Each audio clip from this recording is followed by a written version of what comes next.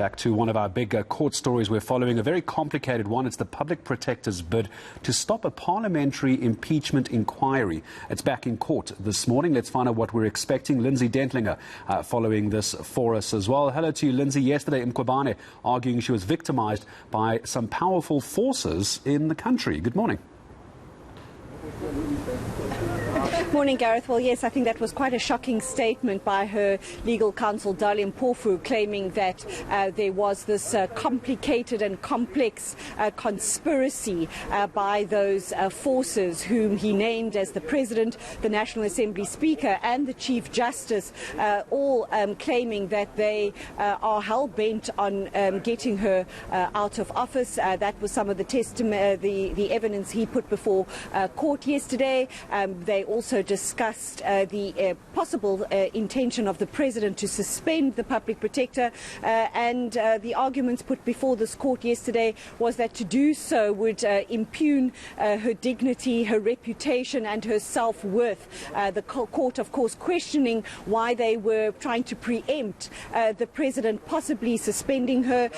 One of the judges on this full bench putting it to Dali Mpofu that what if the President decided that he wasn't going to suspend her? Wouldn't that show that he wasn't biased? But Dali Mpofu telling the court, while the President might not be biased, and he certainly wasn't, quote, stupid. So those are some of the arguments put before court yesterday, also tackling Parliament's assertion that this inquiry had ostensibly begun because work is ongoing behind the scenes. There are evidence leaders already appointed. The public has already been asked to make submissions, but not so, argues the Public Protector, saying that Parliament was trying to pull the wool over the court's eyes and wanting the court to believe that this inquiry had in fact already started when it's not due to hear oral evidence at least until July. So, Gareth, those are some of the arguments we've already heard on day one of what is set down to be at least 2 days to argue this matter. And speaking of arguing the matter, so that's what the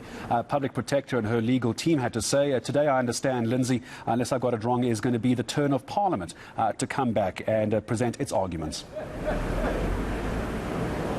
Yes, well, at least that was what was decided when court finally adjourned here shortly after 5:30 last night, a really marathon session in this court. We understand that the lawyer for Parliament, Andrew Breitenbach, will be up first, and you will recall that when we were here 3 weeks ago and this matter stalled before it could even get started, we would learn later that he was the lawyer who received that SMS from a Mr. Abramji, who at the time claimed that the Constitutional Court was not going to find in the favour of the Public Protector in a matter she had pending before the court at that time. We now know that that matter has been decided. It has in fact not gone the way of the Public Protector, and the court here yesterday again hearing what significance this SMS plays not only to what is going on the proceedings in this court but just the judiciary as a whole, and also one of the arguments put forward as to why Parliament should halt on its impeachment inquiry. And then we also expected to hear from the legal representative for the President, because that is the other part of this application, which is trying to stop the President from considering suspending Busisiwe Mkhwebane. The arguments put before the court yesterday is that the President is conflicted in this matter, that she, as we know, has been investigating several matters concerning the President, and Dali Mpofu telling the court yesterday that at least 3 of these matters currently before other courts in the country could in fact be seen as impeachable offences if they went against the President itself. So we expect to hear the Presidency's side of this matter as to why the President still believes that he is well within his rights to ask Busisiwe Mkhwebane to provide reasons why he shouldn't suspend her by the 26th of May. It's Parliament, it's the Presidency, it's the Public Protector. Lindsay Dentlinger on that story for us throughout today. We're back to her again later in the morning for regular updates here on eNCA.